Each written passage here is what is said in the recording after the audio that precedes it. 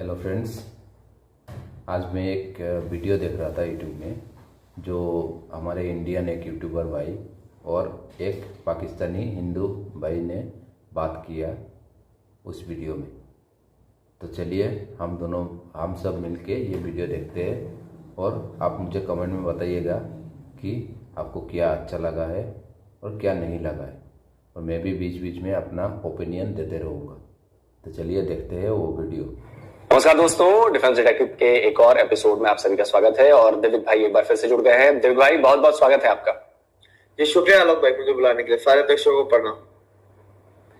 दिव्य भाई, आज जो मैं बात करने वाला, खैर बात का सेंटर भारत और पाकिस्तान ही रहेगा, बट मैं इसमें कंपैरिजन करना चाहता हूँ। जैसे हम बिजली की बात करेंगे, आज हम पावर की बात करेंगे। आज पाकिस्तान बहुत बुरे पावर क्राइसिस से गुजर रहा है। ये मैं मतलब नेताओं वाली पावर नहीं कह रहा, ये जो बिजली इलेक्ट्रिसिटी है उस पावर क्राइसिस से गुजर रहा है। उसमें फ्यूल भी आता है, बहुत सारी चीजें हैं।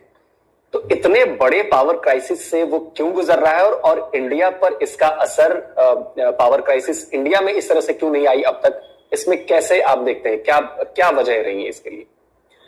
देखिए, इंडिया जैसे मुल्क में पावर क्राइसिस को कंट्रोल करना ज्यादा मुश्किल था कंपैरेटिवली पाकिस्तान से। पर इंडिया ने अक्लमंदी की कि इंडिया ने इलेक्ट्रिसिटी के पावर सेक्टर के 3 पोर्शन कर दिया: जनरेशन, ट्रांसमिशन और डिस्ट्रीब्यूशन। और उनको अलग अलग प्राइवेटाइज करना शुरू कर दिया।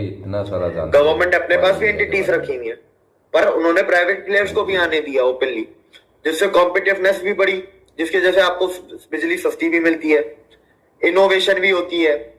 जो रिन्यूएबल एनर्जी पे इंडिया इतनी जल्दी कैसे शिफ्ट कर गया जो डेवलप कंट्रीज नहीं कर पाई, ये भी एक वजह है कि सारी ताकत, ये जो आपके पास प्लस पॉइंट्स हैं, ये सारे आपके प्राइवेट प्लेयर्स की वजह से हैं इंडिया में। और इंडिया देखें हर चीज में फोकस कर रहा है। ऐसा नहीं है कि इंडिया सिर्फ रिन्यूएबल में कर रहा है या रिन्यूएबल में भी सिर्फ सोलर पे कर रहा है, वो फॉसिल फ्यूल्स में भी कर रहा है। क्योंकि आज ऐसी टेक्नोलॉजी आ गई है कि अगर आप चाहें तो थर्मल पावर प्लांट लगा के भी आप कार्बन जीरो प्लांट हो सकता है वो। अच्छा, उससे क्या आप कोल के बाय प्रोडक्ट्स निकाल लेंगे ना, जो कोल अंदर बच जाएगा, जो जल ही नहीं पाएगा, वो कोक कोल हो जाएगा, वो स्टील प्लांट्स को बेच सकते हैं।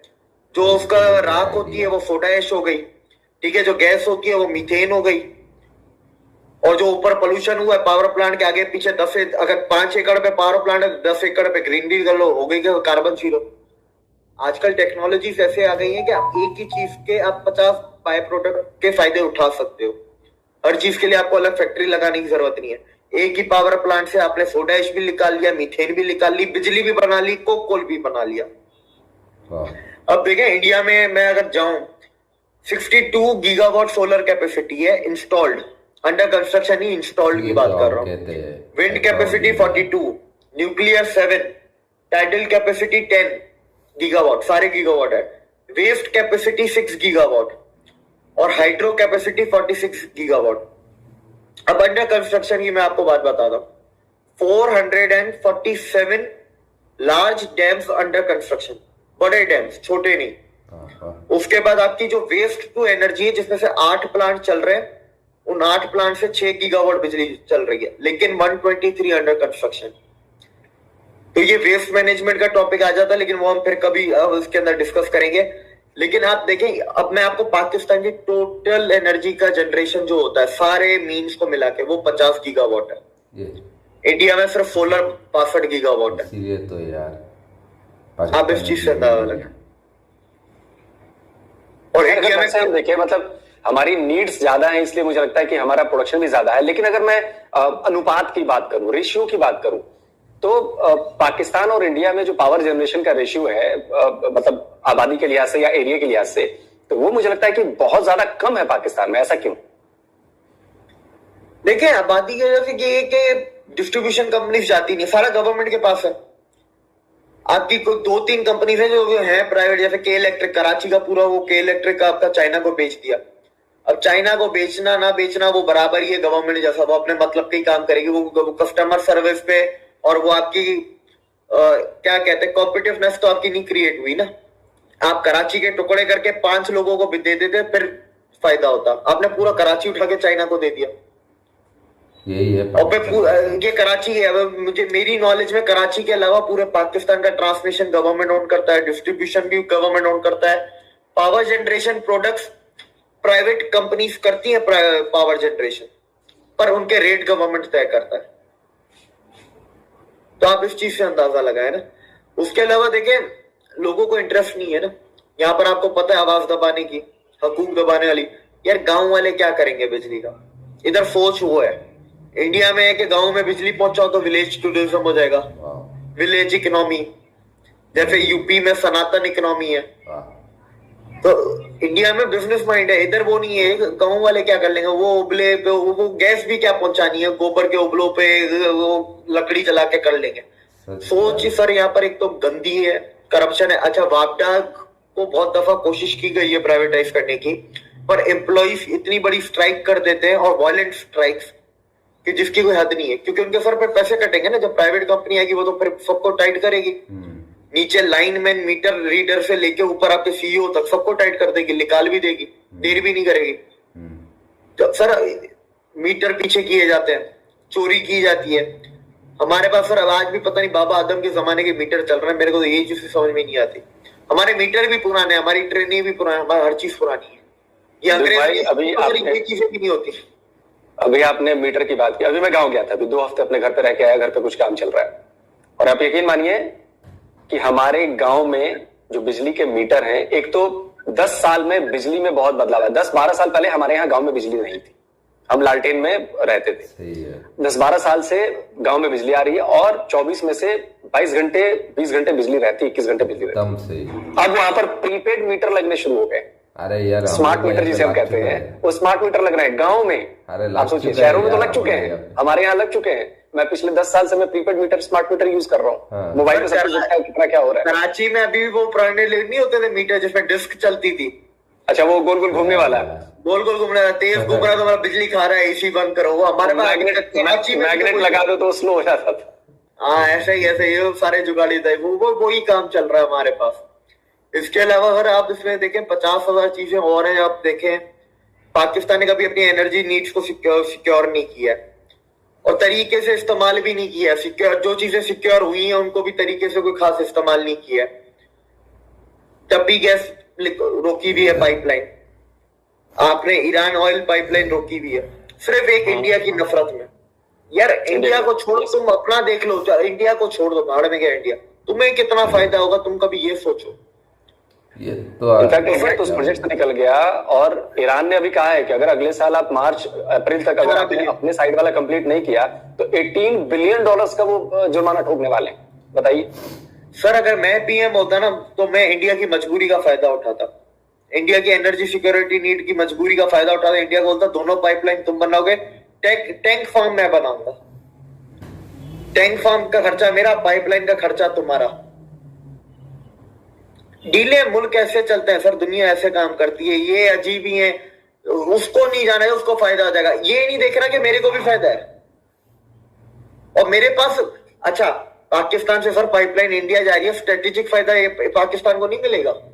अगर एक बार पाइपलाइन बन जाए, कल बोल रहे हम इंडिया को पाइपलाइन बंद कर रहे हैं, उड़ा रहे हैं, बंद कर रहे हैं। हाँ, उड़ा दिया, किसी से बोल के उड़वा दिया। इनका दिमाग पता नहीं कहां पर है, घुटनों में इनका दिमाग पाकिस्तानियों, मेरी समझ से बाहर है। उसी को अगर हम जैसे लोगों को जिनको इंटरनल नॉलेज जीरो है, हमें अगर इतनी चीज समझ में आ रही है, तो ये जिनको ऊपर बैठे हुए जिनको हर चीज पता है उनको नहीं दिमाग में आती, तो दिमाग से फारिग है, कोई पता नहीं क्या है। ये बड़ी हैरान करने वाली बात है। दिलीप भाई, आपको तो खैर पता ही होगा, मतलब मैं पिछले 10-12-15 साल का अपना एक्सपीरियंस 10-12 साल का बता रहा हूँ। जब मैं इधर आया था दिल्ली एनसीआर में, आई थिंक 20 साल हो गए। 20 साल पहले, 20 साल भी छोड़िए, 20 साल पहले आया था, इनफैक्ट 12-13 साल पहले तक इन्वर्टर का बैकअप भी बंद हो जाता था और बिजली कटी रहती थी, बिजली आती नहीं थी। और आज हम पूरे देश में 24 घंटे बिजली सप्लाई कर रहे हैं। मैक्सिमम आप लोड शेडिंग में थोड़ी बहुत 1 घंटे छोड़ दीजिए, सरप्लस बिजली हम पैदा कर रहे हैं। और उस बिजली को शायद आपको याद होगा कि अभी बांग्लादेश के साथ हमने एक डील साइन की है, समझौता हुआ है, जिसमें हम सरप्लस बिजली उसको देंगे भी। बिल्कुल बिल्कुल बिल्कुल। तो मुझे लगता है कि ये इंडिया के लिए कितनी बड़ी कामयाबी है इलेक्ट्रिसिटी के लिए, अगर लिहाज से मैं देखूं। सर देखें, इससे बड़ी कामयाबी 2 और है। एक जो आपका इंटरनेशनल ग्रिड बन रहा है, इंडिया यूएई सऊदी बिजली का, एक वो, दूसरा one world one sun one grid, वो ये दो, इससे भी बड़ी कामयाबी मुझे वो दो लगती है। इसके अलावा सर देखिए, अब इंडिया की बात करूं मैं, इंडिया में फिर कुछ ऐसे जाहिर लोग भी हैं, बोलते हैं इंडिया में डैम बहुत कम है, चाइना में देखो इतने डैम है, अमेरिका में देखो इतने डैम है। मेरा ना उनकी एरिया भी तो देखो, इंडिया के क्या मोहल्ले के अंदर डैम बना के बैठ गया है। इंडिया की साइज के हिसाब से भी सर 5,500 डैम है, बहुत है। इंडिया इतना बड़ा थोड़ी ना एरिया वाइज। अमेरिका को देखो, अमेरिका में 75,000 है, तो अमेरिका की साइज भी तो देखो इंडिया से 3 गुना बड़ा है साइज में, एरिया में। अमेरिका हो, चाइना हो, रशिया हो, मतलब ये तो ह्यूज है ना ये तो। दिमाग लोगों में सर वैसे भी कम है। देखिए इंडिया न्यूक्लियर, अभी आपके 10 न्यूक्लियर पावर प्लांट्स आपके शुरू हुए, अंडर कंस्ट्रक्शन है। बिल्कुल, ये अभी तो शुरू हुआ है। पिछले हफ्ते ही 700 मेगावाट वाला एक शुरू हुआ है हमारा, इंडिजीनियस था वो है। बिल्कुल नहीं सर, उसकी टेस्टिंग शुरू हुई है। वो उसकी जो बिजली की जनरेशन 2024 से शुरू होगी और 2032 की डेडलाइन है। 10 के 10 पावर प्लांट्स आपको कंप्लीट करने किसी भी हालत में। सारे के सारे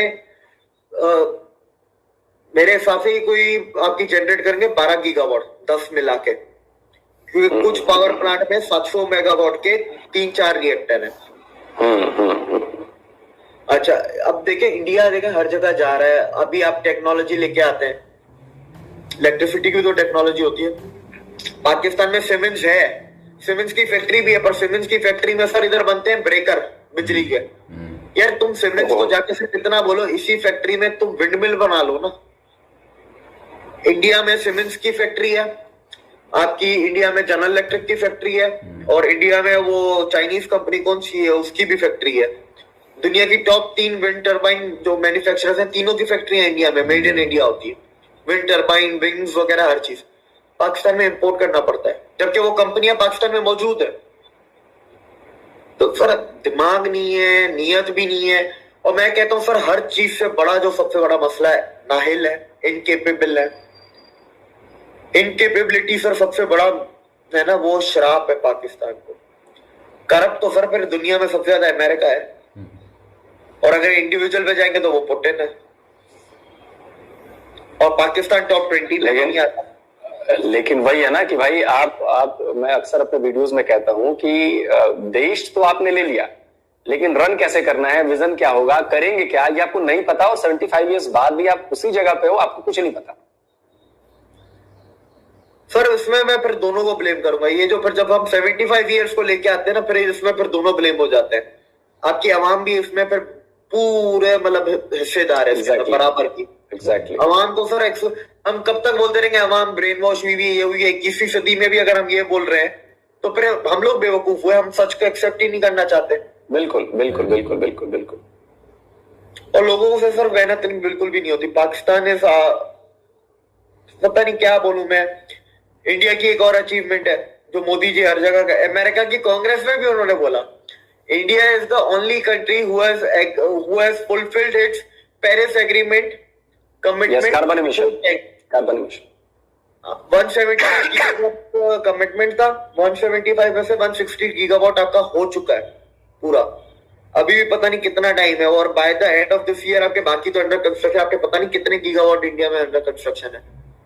अभी आपकी गीगा फैक्ट्रीज बन रही हैं गुजरात में 4, जामनगर में जो अंबानी बना रहे हैं। आपकी लिंडे है जो आयरलैंड की कंपनी है, हाइड्रोजन की, रिफ्रेक्स है, टाटा स्टील हाइड्रोजन पाइपलाइंस पूरे इंडिया में डाल रही है, कंस्ट्रक्शन शुरू हो चुकी है। जिंदल स्टील भी इस काम में आ गई है। अगर आप इसी तो अब इसको कॉम्प्लीमेंट करने के लिए ऑटो मैन्युफैक्चरर्स आपके हाइड्रोजन गाड़ियां बना रहे हैं, आपके बस मैन्युफैक्चरर आपके हाइड्रोजन बसेस बना रहे हैं, ट्रक मैन्युफैक्चरर हाइड्रोजन ट्रक्स बना रहे हैं, ट्रेन मैन्युफैक्चरर्स आपके ट्रेन के हाइड्रोजन ट्रेन बना रहे हैं। वही बात है सर हमने पहली वीडियो में की, स्टेज 1 स्टेज 2। आपने स्टेज 1 लिया पर स्टेज यही है ना, आप तो कॉम्प्लीमेंट करते हैं उस चीज को। पाकिस्तान में कॉम्प्लीमेंट करने वाली मतलब मैं इसको आसान भाषा इसको आसान भाषा में कहूँ तो शिलान्यास कर दिया, उसके बाद बिल्डिंग बनी कि नहीं बनी उससे मुझे मतलब नहीं है, बस शिलान्यास कर दिया कि जी हम कर रहे हैं। नहीं सर एक और इतना नहीं बोलूंगा, मैं बोलूंगा बिल्डिंग बना ली है लेकिन फर्निशिंग नहीं की है। फर्निशिंग नहीं की, अच्छा अच्छा चलिए। अच्छा, फर्निशिंग से मुझे याद आया कि आजकल इंडियन रेलवे की फर्निशिंग चल रही है। आप देख रहे होंगे वंदे भारत ट्रेन अब हर जगह दौड़ रही है, और इस साल नहीं, अगले साल तक ये टारगेट है कि 75 ट्रेन नई शुरू कर देनी है, और अगले 5 साल का टारगेट है कि 400 ट्रेनें चलनी है। तो इंडियन रेलवे का जो ये आप कंपैरिजन जब करते हैं पाकिस्तान से, भाई हमारे पास भी अंग्रेजों वाली ट्रेन थी, आपके पास भी वही अंग्रेजों वाली ट्रेन थी, लेकिन आज 75 ईयर्स बाद जब आप रेलवे का कंपैरिजन करते हैं कि कहां हम मेड इन इंडिया ट्रेन चला रहे हैं और आपके यहाँ चाइनीज डब्बे आ रहे हैं इंपोर्ट होकर। देखिए सर, इसका तो कंपैरिजन बनता ही नहीं है। Indian railway network is world 3rd largest railway network, ठीक है। देखिए आलोक जी, अगर रेलवेज की बात करें तो दुनिया के 3rd लार्जेस्ट नेटवर्क है इंडिया का रेलवेज में, अगर दोनों मिला पैसेंजर और ट्रेन वगैरह का। कंपैरिजन इंडियन ट्रेन का पाकिस्तानी ट्रेन से पहले भी नहीं बनता था, मोदी से पहले। तो मोदी के बाद तो सर फिर ये बात करना ही मतलब अजीब सा लगता है कि आप इंडियन रेलवे को कम्पीट करें पाकिस्तानी रेलवे से। और इंडिया में सिर्फ रेलवेज नहीं है, आपके हर ट्रांसपोर्टेशन सेक्टर में ही रिवैम्प चल रहा है।